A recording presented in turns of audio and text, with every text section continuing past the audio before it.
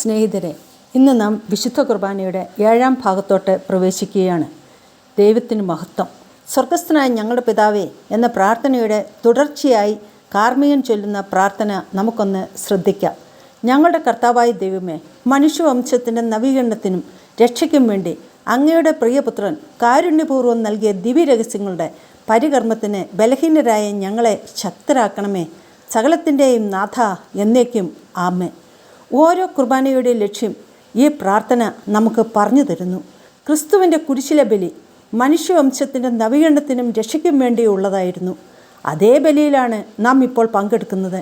എൻ്റെ രക്ഷയ്ക്കും നവീകരണത്തിനും ഓടിയെടുക്കേണ്ടത് ദേവാലയത്തിലെ ബലിപീഠത്തിലേക്കാണ് എന്ന് ഈ പ്രാർത്ഥന നമ്മെ ഓർമ്മിപ്പിക്കുന്നു. നാം അർപ്പിക്കുന്ന ഓരോ കുർബാനയും നമ്മുടെ വ്യക്തിപരമായ ആവശ്യങ്ങൾക്കോ കാര്യസാധ്യത്തിനോ വേണ്ടി മാത്രമുള്ളതല്ല. മനുഷ്യകുലത്തിൻ്റെ മുഴുവൻ രക്ഷയ്ക്കും നവീകരണത്തിനും വേണ്ടിയാണ് ഞാൻ ഈ ബലി അർപ്പിക്കുന്നത് എന്ന് ഓരോ വിശ്വാസിയും വിശ്വസിക്കണം. ഇങ്ങനെ ഒരു ബലി അർപ്പിക്കുവാൻ പാപിയായ എന്നെ യോഗ്യയാക്കണമേ എന്ന് പ്രാർത്ഥിക്കാം. ഓരോ കുർബാനയും എനിക്ക് രക്ഷ നേടിത്തരുന്നു എന്ന് ഉറച്ച് വിശ്വസിക്കണം. വിശുദ്ധ കുർബാനയിലെ ഓരോ പ്രാർത്ഥനയും വളരെ അർത്ഥവത്താണ്. ഈ പ്രാർത്ഥനകളുടെ അർത്ഥം മനസ്സിലാക്കിയാൽ മാത്രമേ വിശുദ്ധ കുർബാന അനുഭവമാവുകയുള്ളൂ. വാക്കുകൾക്കൊപ്പം മനസ്സും സഞ്ചരിക്കണം.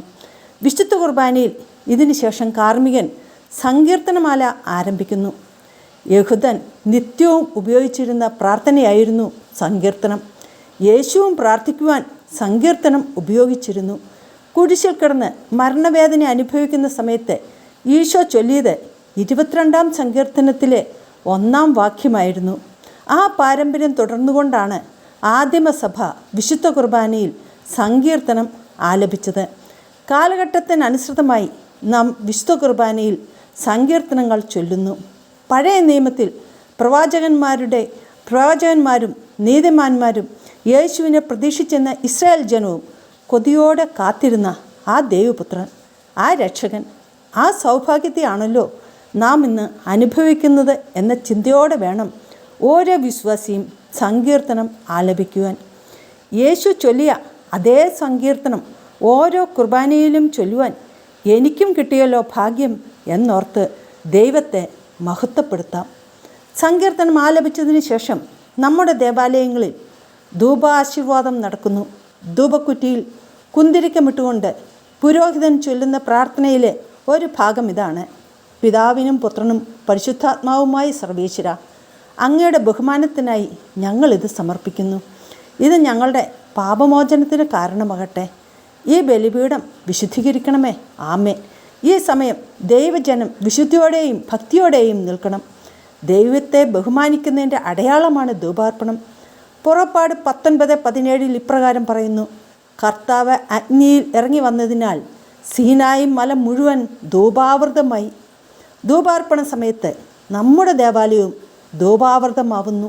ദൈവത്തിൻ്റെ സാന്നിധ്യത്തെ, വിശുദ്ധിയെ അനുസ്മരിപ്പിക്കുന്നതാണ് ധൂപാർപ്പണം. ശുശ്രൂഷകൻ ധൂപക്കുറ്റിയുമായി നമ്മുടെ അടുത്ത് വരുമ്പോൾ എൻ്റെ ഉള്ളിലെ മലിനമായ ചിന്തകൾ, അഹങ്കാരം, അസൂയ, വെറുപ്പ്, കുറ്റം പറയുന്ന സ്വഭാവം, ഇങ്ങനെയുള്ള എല്ലാ അശുദ്ധികളും എന്നിൽ നിന്നും മാറ്റിത്തരണമേ എന്ന് യാചിക്കാം. എന്നെ ഈശോയുടെ പരിമളമാക്കി മാറ്റണമേ എന്ന് ആഗ്രഹിക്കാം. അടുത്തത് നാം മനസ്സിലാക്കുവാൻ പോകുന്നത് ആമുഖ ശുശ്രൂഷയിലെ അവസാന ഭാഗമായ സർവാധിപനാം കർത്താവേ എന്ന് തുടങ്ങുന്ന ഗീതമാണ്. ഈശോ പരസ്യ ജീവിതത്തിലേക്ക് പ്രവേശിക്കുന്നത് ആദ്യമായി ലോകത്തിന് വെളിപ്പെടുത്തപ്പെട്ടത് ജ്ഞാനസ്നാനത്തിലൂടെയാണ്. ഈ ഗീതം ആലപിക്കുമ്പോൾ നാം ഈശോയുടെ ജ്ഞാനസ്നാനം അനുസ്മരിക്കുന്നു. നാമും ഈശോയോടൊപ്പം ജോർദാൻ നദിയിൽ ചെന്നതായി കാണണം. ജോർദാൻ നദിയിൽ വെച്ച് സ്നാപക യോഹന്നാനിൽ നിന്നും മാമുദിസ സ്വീകരിക്കുന്ന ഈശോ, സ്വർഗം തുറക്കപ്പെട്ട് പ്രാവിൻ്റെ രൂപത്തിൽ പരിശുദ്ധാത്മാവ് ഈശോയുടെ മേൽ ഇറങ്ങി വരുന്നു. ഇവൻ എൻ്റെ പ്രിയപുത്രൻ, ഇവനിൽ ഞാൻ പ്രസാദിച്ചിരിക്കുന്നു എന്ന് സ്വർഗത്തിൽ നിന്ന് ഒരു സ്വരം ഉയരുന്നു. അത്ഭുതത്തോടെ ഭയഭക്തിയോടെ ഈശോയെ നോക്കി നിൽക്കുന്ന നാം, എത്ര ആനന്ദദായകമായ നിമിഷം! ത്രിത്വൈക ദൈവത്തെ മാമുദിസയിലൂടെ നമുക്ക് ലഭിച്ചതും അനുസ്മരിക്കാം. ഈ ഗീതത്തെ ഉത്ഥാനഗീതം എന്ന് വിശേഷിപ്പിക്കാറുണ്ട്. യേശുവിൻ്റെ ഉത്ഥാനം നാം ഇവിടെ അനുസ്മരിക്കുന്നു. ഈശോയുടെ രണ്ടാമത്തെ ആഗമനത്തിൽ നാമും അവിടുത്തോടൊപ്പം ഉയർപ്പിക്കപ്പെടുമെന്ന പ്രത്യാശയോടെ പ്രാർത്ഥിക്കാം. ഓരോ കുർബാനയും നമ്മുടെ ഉത്ഥാനത്തെ ഓർമ്മിപ്പിക്കുന്നു. ക്രിസ്തു ഉയർപ്പിക്കപ്പെട്ടുവെങ്കിൽ നമ്മളും ഉയർപ്പിക്കപ്പെടും എന്ന് പൂർണ്ണമായി വിശ്വസിക്കുക. അത് ഉറക്കെ പ്രഖ്യാപിക്കുക. ഈശോ കുരിശിൽ മരിച്ച് സ്വർഗ കവാടം നമുക്കായി തുറന്നു തന്നതിനെക്കുറിച്ച് നന്ദിയോടെ സ്മരിക്കാം. ഇതിനെ തുടർന്ന് കാർമികൻ ചൊല്ലുന്ന പ്രാർത്ഥന ശ്രവിക്കാം. എൻ്റെ കർത്താവേ, നീ സത്യമായും ഞങ്ങളുടെ ശരീരങ്ങളെ ഉയർപ്പിക്കുന്നവനും ആത്മാക്കളെ രക്ഷിക്കുന്നവനും ജീവനെ നിത്യം പരിപാലിക്കുന്നവനുമാകുന്നു.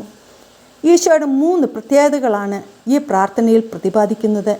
ശരീരങ്ങളെ ഉയർപ്പിക്കുന്നവൻ, ആത്മാക്കളെ രക്ഷിക്കുന്നവൻ, ജീവനെ സംരക്ഷിക്കുന്നവൻ. ഇങ്ങനെ ഒരു ദൈവത്തിൻ്റെ മക്കളാവുക എത്ര വലിയ ഭാഗ്യം! തോമാസ് ശ്ലീഹായെ പോലെ നാമും വിളിച്ചു പോകുന്നു, എൻ്റെ കർത്താവേ, എൻ്റെ ദൈവമേ. ഈ സത്യം മനസ്സിലാക്കുന്ന ഒരു മനുഷ്യനും വിശുദ്ധ കുർബാനയെ നിസ്സാരമായി കാണുവാൻ സാധിക്കില്ല. ദൈവത്തിന് സ്തുതി. സുവിശേഷ പ്രഘോഷണം ഈശോ ഇഷ്ടപ്പെടുന്നു. അതിനാൽ നമുക്കിത് ഷെയർ ചെയ്യാം. Thank you.